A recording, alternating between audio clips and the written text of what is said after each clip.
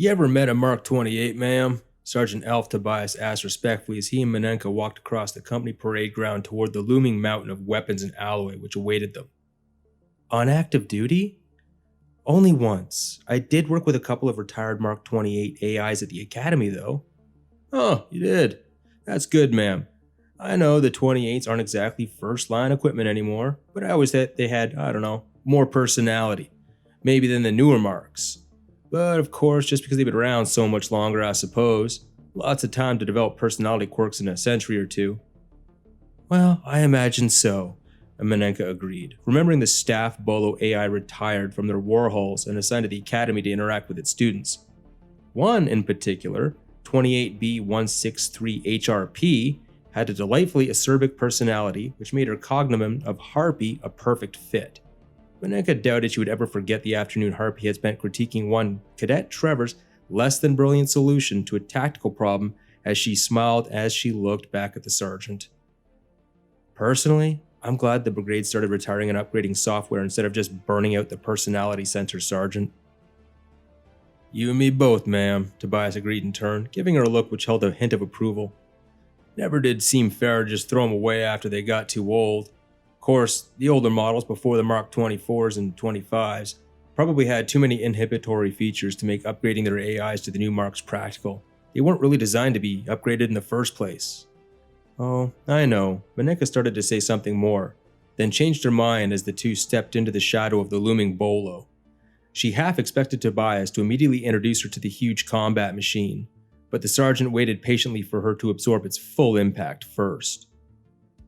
Unit 28 Golf 862 Bravo November Juliet was a 15,000-ton Mark 28 Model G Bolo, one of the old triumphants. His hull measured 87 meters from his much-decorated prow to his aftermost anti-personnel clusters, and his point defense cannons. His bogey wheels were almost 6 meters in diameter, his tracks were 8 meters wide, and at the top of his center-mounted main battery turret rose 27 meters above the ground. Yet he was so broad and long, he still seemed low-slung, almost sleek.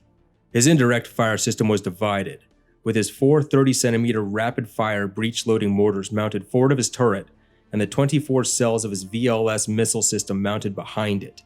The secondary weapons of his infinite repeaters bristled in a lozenge pattern around the central turret, and 8 10-centimeter ion bolt rifles and 4 twin turrets on either flank, with a pair of single turrets mounted on the center line fore and aft of the main turret.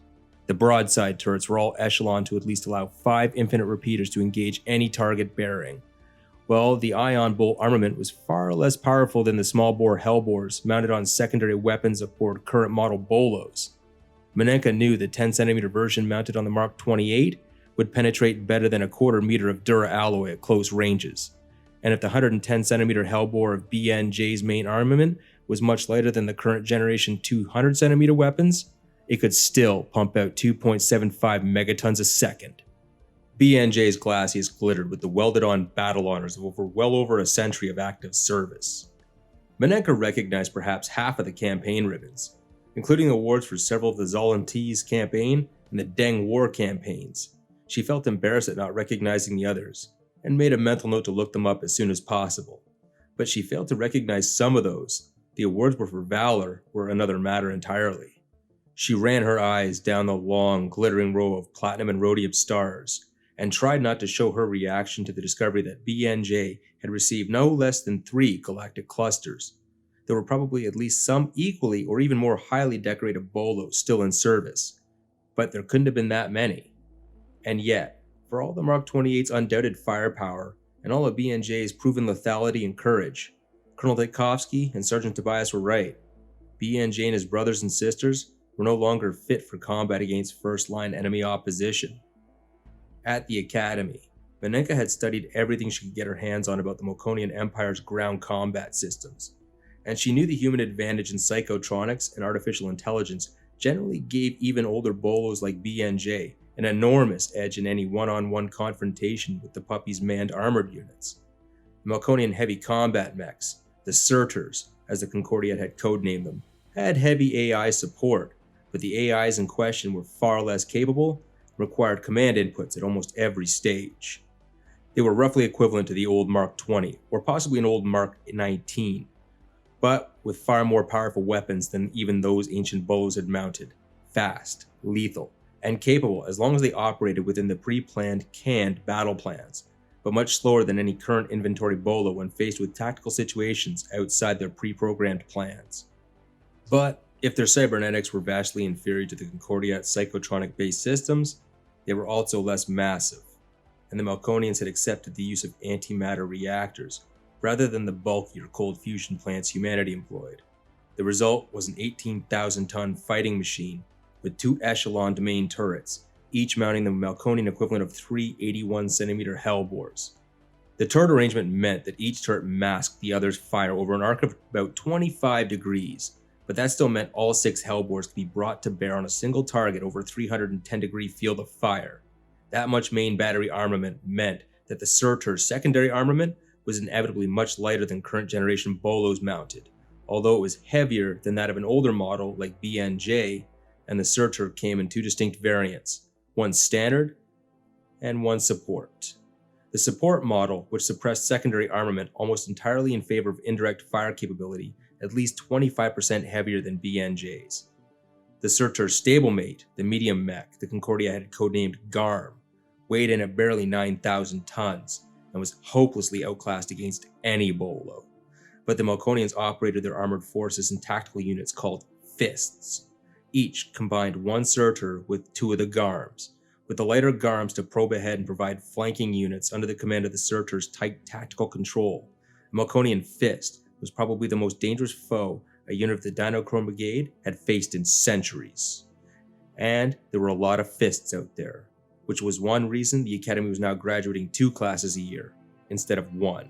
As those thoughts flashed past her, BNJ's forward main optical head unhoused itself and swiveled around to face her. She felt particularly bug-like as the mammoth bolo regarded her with every appearance of watchful thoughtfulness, and her mouth wanted to twitch into a smile as she thought of how ridiculous she must look standing next to in front of him, with the top of her head barely reaching a quarter of the way up one of his bogey wheels. "Benji," Sergeant Schumer said after a moment, "this is Lieutenant Trevor." The introduction, Maneka knew, was purely a formality. Benji had undoubtedly scanned her implant IFF the instant she crossed his defensive perimeter zone. But over the centuries, the brigade had evolved an iron-bound tradition of proper protocol and courtesy. "I am pleased to meet you, Lieutenant," a resonant baritone said pleasantly over the bolo's external speakers. "Thank you." "The lieutenant's being assigned to you as your new commander, Benji. Command authentication. The bluebirds sing in the spring. Authentication accepted." A red light blinked on the optical head, and then the baritone voice spoke again, this time directly to Maneka. "Unit 28 Golf 862 Baker November Juliet of the line awaiting orders, Commander." "Thank you, Benji." Maneka fought, almost successfully, to keep the tremors out of her voice as for the first time, one of the stupendous, awe-inspiring war machines she had trained for almost 8 standard years to command acknowledged her authority. She had never expected this moment to come so early in her career, even with the war's intensity growing steadily to fresh heights of violence, and she inhaled deeply as she savored it. "You'll have to give Benji his head a bit more, Lieutenant," Major Angela Fredericks said over Manenka's mastoid transceiver from her command couch aboard Unit 28D302 PGY. Her voice wasn't precisely unpleasant, but it most definitely was pointed. "Don't second guess him. You don't have the experience for that yet." "Yes, ma'am." Maneka kept her tone steady, but her cheeks burned with embarrassment. Damn it, she knew Benji's battle comp had a better grasp of any tactical situation than her own merely mortal perceptions and brain could match. And God knew that everyone knew no human being could possibly match the speed with which a bolo thought and responded. Yet, even knowing all of that, she had found herself issuing orders when her own situational awareness was, obviously, at least several seconds behind the decision-making curve. And Fredericks and Peggy had handed her their heads. "It's a common beginner's mistake, Lieutenant," Fredericks said in a slightly gentler tone. "Once our own adrenaline gets engaged, we all forget how much faster bolos think. Trust me, even commanders with years of experience do it sometimes. But it's something the newbies have to watch even more closely." "Do that," Fredericks responded, and this time there was an actual suspicion of a chuckle in her voice. "Of course. If you manage to never actually let that happen again, you'll have accomplished something absolutely unique in the brigade's history. Fredericks, out." Maneka's face felt hotter than ever, and she was devoutly grateful to the Major for having officially terminated the conversation before she had to figure out how to respond to that last remark. She lay back in the incredibly comfortable command couch in the center of Benji's command deck while Frederick's comments sank in. She was perched directly atop the Bolos personality center, her fragile flesh and his psychotronic brain both protected at the core of his war hull, along with his power plant. It required a direct hit with a very heavy caliber hellbore to penetrate this deep, and protected by Benji's battle screen, anti-radiation fields, and duralloy armor, over 2 meters thick across his glacis. Maneka could ride safely through the fringes of a nuclear blast, none of which offered her the least protection against her company CEO's critique.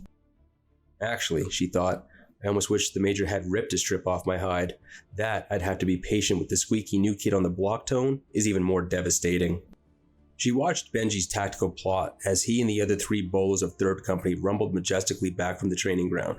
Bolos left big footprints, and the several thousand square kilometers of Fort Merritt Reservation, which had been set aside for training maneuvers, had been hammered into a fairly close approximation of hell.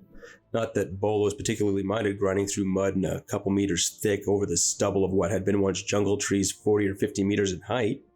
And Maneka had already discovered that her academy instructors had been completely correct when they assured her that even the best straight simulation wasn't quite the same thing as a live fire exercise.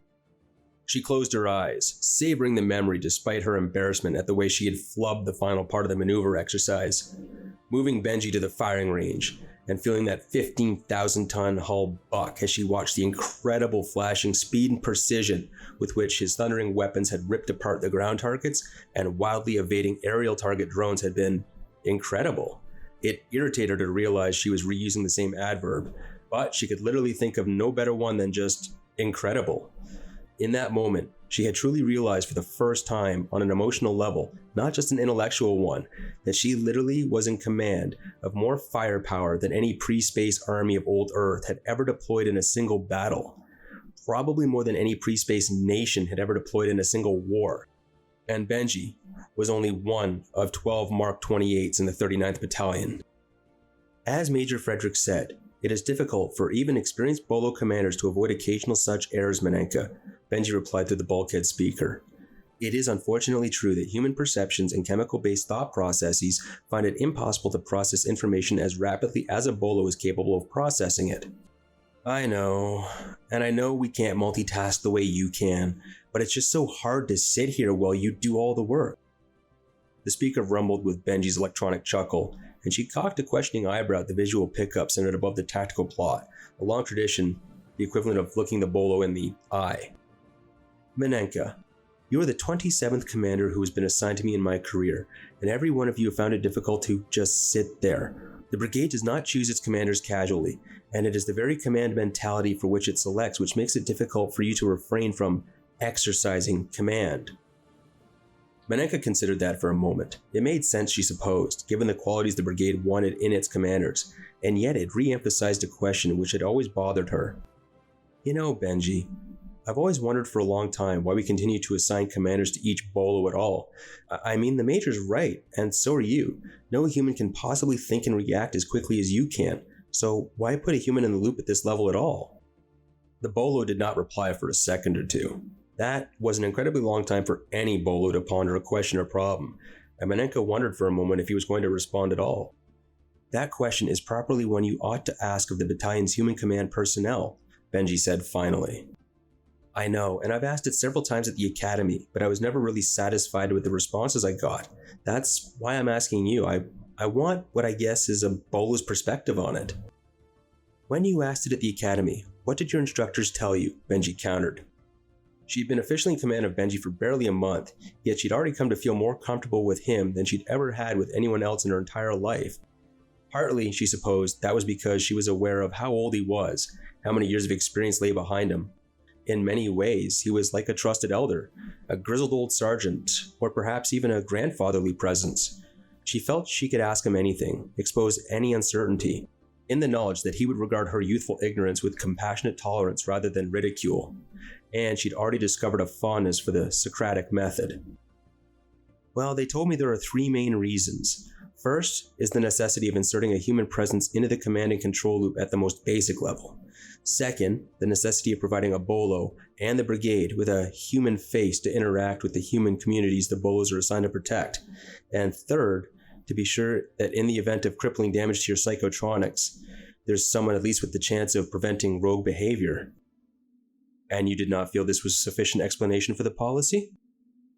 I didn't think it was a complete explanation. Ah, a subtle but meaningful distinction, Benji observed. Maneka felt a flush of pleasure at the hint of approval in his tone. They rumbled along for a few more seconds, and then Benji made the electronic sound he used as the bolo equivalent to a human clearing his throat. I believe you are correct that there are additional reasons, Maneka, and I believe there are also reasons why your academy instructors did not explain those other reasons to you. One of the reasons for their failure to fully explain it to you, I suspect, is that I have observed that humans are sometimes uncomfortable exposing the deep-seated emotions to one another. Both of Maneka's eyebrows rose at the bolo's last sentence, but she simply lay back on the couch waiting. Despite Major Frederick's comments to you, there's a slight but significant statistical enhancement in the combat effectiveness of bolos operating with human commanders on board as compared to bolos operating purely autonomously in battle reflex mode. Is there really? Maneka couldn't keep the doubt out of her voice. I mean, they told us in that third-year tactics, but I never really believed it, or that it was still true at any rate. To be honest, I thought they were telling us that so we wouldn't feel as useless as a screen door in an airlock. And you're telling me they really meant it? Indeed. Reflect that the Major did not tell you to resign your command to me. She told you not to second-guess me. If you consider that carefully, I think you will recognize that it is no more than the advice she would give to you if I had been dealing with a human subordinate who was simply more experienced, knowledgeable, and informed at the moment than you were. In essence, she was advising you, as a new junior officer, not to joggle the elbow of an experienced non-commissioned officer at a moment when decisions have become time-critical. Well, I suppose so, but that still doesn't change the fact that both you think and react faster than any human possibly could. So how can the presence of a human commander enhance your performance in combat? Surely it constitutes an additional layer of grit, doesn't it? In the heat of a complicated tactical situation, it undoubtedly does or would if the commander in question has not learned when to intervene and when to allow the bolo full autonomy. But humans, whatever the limitation of their perceptions, retain even today a better intuitive information processing capability than bolos have ever possessed. Bolos think linearly, Maneka. We simply think very, very quickly by human standards. We process information, calculate probabilities, and select actions and responses based on those calculations. But humans, and especially those who have passed the screening process the brigade utilizes, have a superior ability to discount portions of the probability matrix at a glance. Bolos, even in hyperheuristic mode, cannot do that. We must consider all probabilities and examine all logic trees in order to determine which may be safely discounted or ignored. A human may be wrong when he instinctively isolates the appropriate probabilities in which to concentrate, but he often makes the decision, right or wrong, more rapidly than even a bolo can do the same thing. What a bolo is capable of doing that a human is not is evaluating that decision. An experienced commander and his bolo are constantly engaged in a joint examination and evaluation of the tactical environment. The commander's function is to provide a general direction, to isolate the objective, and to adjust and prioritize that objective. It is the bolo's function within the framework of that general direction to formulate and execute tactics to accomplish that purpose. And it is that partnership which accounts for the combat enhancement to which I referred to a moment ago. I believe you're telling me the truth, Benji, but it still seems difficult to believe. Perhaps because you, like many humans, are better able to recognize and comprehend the capabilities of a bolo than you are to recognize and accept your own gifts. Nonetheless, it is true, and the correlation between human command and enhanced combat performance can be clearly tracked over the history of the brigade. Admittedly, the enhancement was most pronounced in the early days of the brigade. Though the emergence of the Mark 25, it was very noticeable, which is not surprising in the light of the limitations and constraints imposed upon the bolo's self-awareness and autonomy up to that time. From the date of deletion of the inhibitory software of the Mark 25 2 standard centuries ago, that degree of enhancement has declined, of course. That, in fact, was one reason the brigade acceded to the pressure in favor of the independent deployment of unmanned Mark 25 bolos for some years. That, however, was as much civil government-inspired economy measure adopted in light of the considerable expense of training bolo commanders as a tactical innovation, and it was never fully accepted within the brigade for several reasons. One of them, as subsequent analysis clearly confirmed, was that even a fully autonomous bolo was less capable in combat when not paired with a human commander. which was why the practice was discontinued with the Mark 26.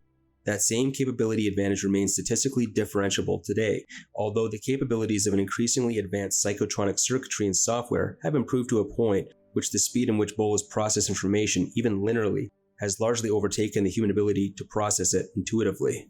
However, with the introduction of direct bolo-human neural interfacing of the Mark 32, the enhancement level has gone up once more, and very sharply. While I obviously have no personal experience of the capability, it would appear from my analysis of the battle reports which have been disseminated that the direct linkage between an organic human brain and a bolo psychotronics allows the human intuitive processes to function at very nearly bolo data processing levels and speed. It is, in fact, that advantage over the capabilities of my own psychotronics which truly regulates bolos of my generation to obsolescence.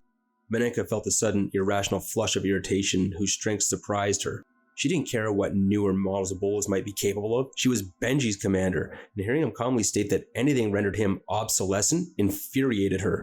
Obsolescence? What a filthy concept. She knew her reaction was irrational, that it partook of the operator identification syndrome that the academy instructors had so earnestly warned their students against.